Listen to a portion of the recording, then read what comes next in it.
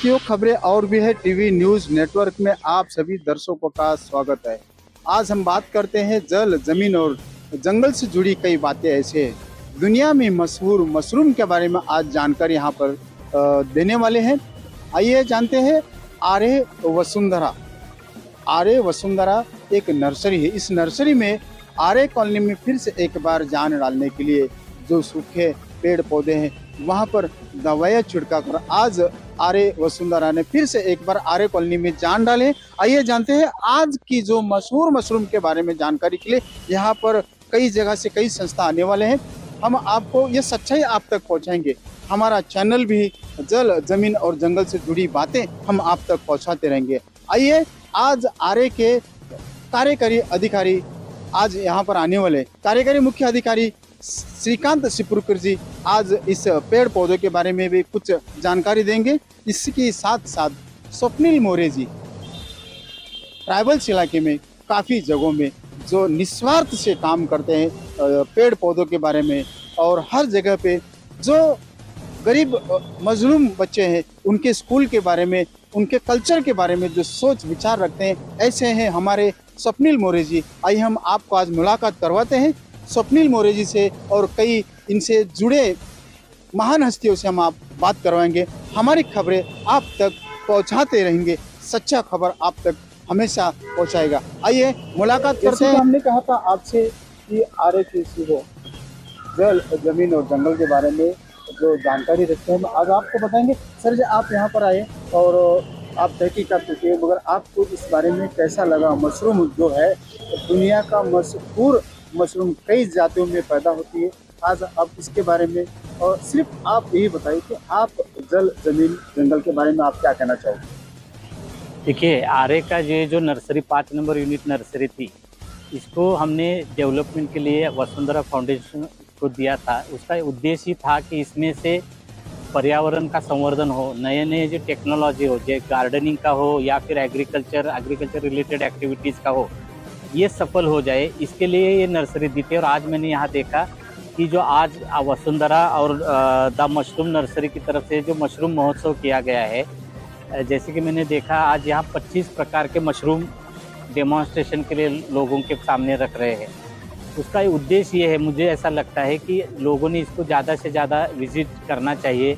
यहाँ से उनको समझ में आएगा, जैसे मुझे भी आज समझ में आएगा, जैसे 5-6 मशरूम के बाद उसके बाद में बाकी मशरूम हमको पता नहीं उसका न्यूट्रिटिव वैल्यू क्या है, उसमें से मेडिसिनल वैल्यू क्या है, ये हमको पता चले, जो ज़्यादा उनको फ़ायदा हो। दूसरा, उसमें से प्रोडक्शन करके जो नवयुवक है, जो बेरोज़गार युवक है, इनको भी ये महोत्सव बहुत फ़ायदे से रहेगा। क्योंकि ये जो अगर उन्होंने उसका टेक्नोलॉजी थोड़ी सी कहीं से सीख ली या फिर गवर्नमेंट की तरफ से स्किल डेवलपमेंट की तरफ से सीख ली, तो ये भी उसका उद्देश्य हो सके।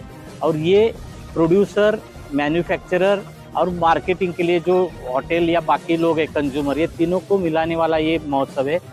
बहुत अच्छा महोत्सव किया है। इसमें ज़्यादा ऐसे इनोवेटिव महोत्सव है। हम लोग आशा करते हैं वसुंधरा की तरफ से कि ऐसे हर साल नए नए इनोवेटिव महोत्सव करे।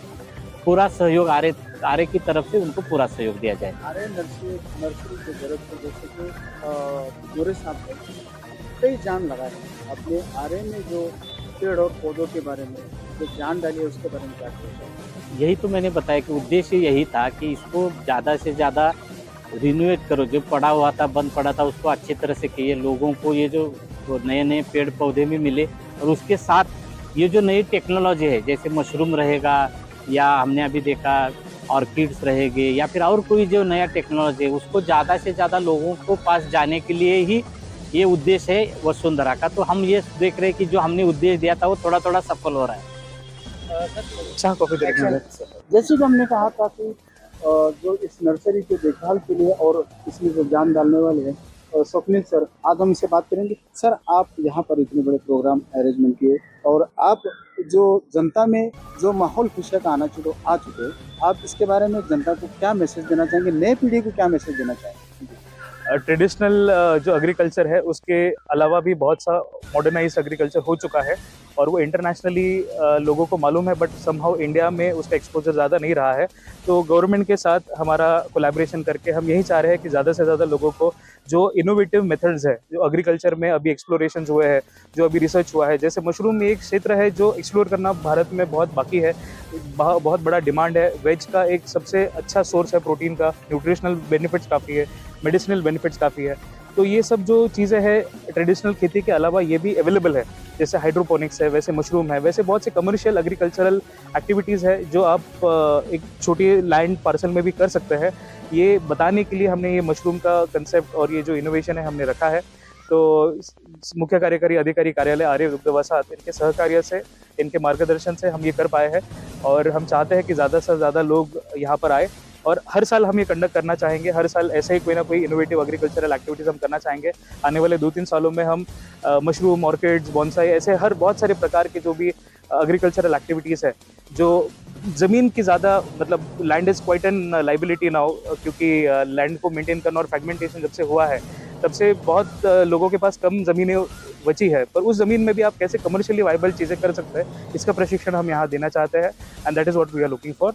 और इसका सहयोग सब लोग करें और सब लोग यहाँ पर आकर अपना बहुमूल्य वक्त यहाँ दें और समझें, मैं ये रिक्वेस्ट करता हूँ। इसी तरीके से आपने जो हमारे देश को जो योगदान दिया है, आपको इस जल, ज़मीन, जंगल से जुड़ी बातें आपने इस आदिवासी इलाके में दी है। जी। हम चाहते हैं कि आज की जो नई पीढ़ी है, किस तरीके से जीवन सफल बनाए। तो जैसे मैंने कहा कि यहाँ पर आपको इनोवेटिव चीज़ें करनी बहुत ज़रूरी है। You have to do something different. आप वही ट्रेडिशनल चीज़ें करके आप नया इनोवेशन नहीं कर सकते। तो हमारा भी ये प्रयत्न है। देखो, सफल होगा नहीं होगा वो बात की बात है, but it is our aim to try our best. जितना हो सके आप बेस्ट करें, ये हमारा एसेंस है, यही हमारे हाथ में है, तो हम वो कर रहे हैं। अभी ये सक्सेसफुल होगा नहीं होगा, कितने लोग इससे लाभ लेंगे नहीं लेंगे, that is of course up to them, but we are wanting to give them a platform जहाँ पर लोग ज़्यादा से ज़्यादा इन चीज़ों को समझे। हम भी बहुत कुछ चीज़ें सीख रहे हैं, हमारे लिए भी बहुत सी चीज़ें नहीं है। ये फर्स्ट टाइम हम खुद कंडक्ट कर रहे हैं, तो बहुत सी चीज़ें हम भी सीख रहे हैं। अगले साल इसको और बेहतरीन तरीके से हम कर पाएंगे। तो मैं यही कहूँगा लोगों को कि आप भी आए, हम भी आपसे सीखना चाहेंगे, आपके चैलेंजेस जो भी चीज़ें हैं, और यहाँ पर जो जिन्होंने अनुभव लिया है, हम यहाँ पर उन सबको असेंबल करके आपको मतलब उनका एक्सपोजर दे रहे हैं। तो हम यही कहेंगे नई पीढ़ी को आगे बढ़कर ये समझना ज़रूरी है, इनोवेटिव जो ट्रेडिशनल करियर्स है उसके अलावा भी ये करियर्स अवेलेबल है, तो ये भी उनको समझना ज़रूरी है। That is why we have organised this. तो आप बिल्कुल यहाँ पर आइए, ये हम रिक्वेस्ट करते हैं। बस इसी के साथ एक छोटी सी और बात, नया जनता के लिए, वर्ग मित्र के लिए और साथ ही साथ विद्यार्थियों के लिए आप एक छोटी सी बात ये कहिए कि व्यसन के बारे में आप क्या कहना चाहिए विद्यार्थियों के लिए। देखिए, व्यसन तो एक बहुत बुरी बात है। कोई भी तरीके से अगर आप कोई भी व्यसन करते हैं तो डेफिनेटली एक वक्त आता है जब तक हमें लगता है कि व्यसन आपको मतलब आप व्यसन को कंट्रोल कर सकते हैं, बट जो आदतें हैं कि मतलब एडिक्शन होती है, समहाउ ये आपके मेंटल डोपामिन लेवल को बढ़ाता है, सेरोटोनिन बढ़ाता है, आपको लगता है ये आपको परमानेंट प्लेजर दे रहा है, बट ऐसा नहीं होता। ये बहुत एडिक्टिव चीज़ें होती है। ये आपके न्यूरोलॉजिकल और आपके फिजिकल जो भी स्टेबिलिटीज़ है, जो भी आपके हेल्थ है, उसको डिटेरियोरेट करती है। तो हम यही कहेंगे कि इससे कंट्रोल्ड रहिए।